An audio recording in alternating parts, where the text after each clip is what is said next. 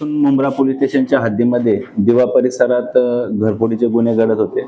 त्या अनुषंगानं Mumbra police station येथे गुन्हे दाखल होते. त्याचा समांतर तपास गुन्हे शाखा घटक 1 चे पोलीस निरीक्षक सचिन गायकवाड, API घुगे आणि त्यांची टीम ही समांतर तपास करत होती ACP शेखर बागडे यांच्या पर्यवेक्षणामध्ये.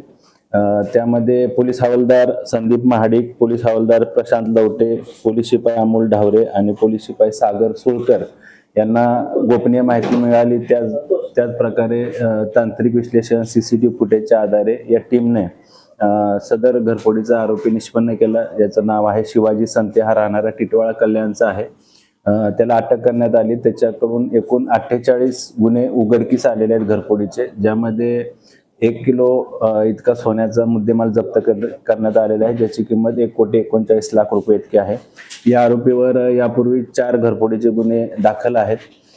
त्याचबरोबर या आरोपीचा पोलीस कस्टडी रिमांड आजपर्यंत आहे. त्याला दुसऱ्या गुन्ह्यामध्ये देखील आम्ही ट्रान्सफर करत आहोत. तर काय मोडस ऑपरेंडी? घराचे किंवा बाथरूमचे ग्रिल वाकवून किंवा ग्रिल ते तोडून तो आत घरामध्ये प्रवेश करून घरफोडी करतात.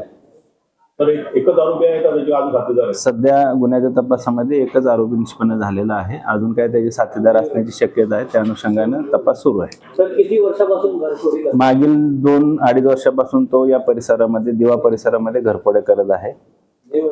तर आता उन्हाळ्याच्या सुट्ट्या पडणार आहेत, सगळे लोक गावी जाणार आहेत, आणि नागरिकांना काय आव्हान कराल?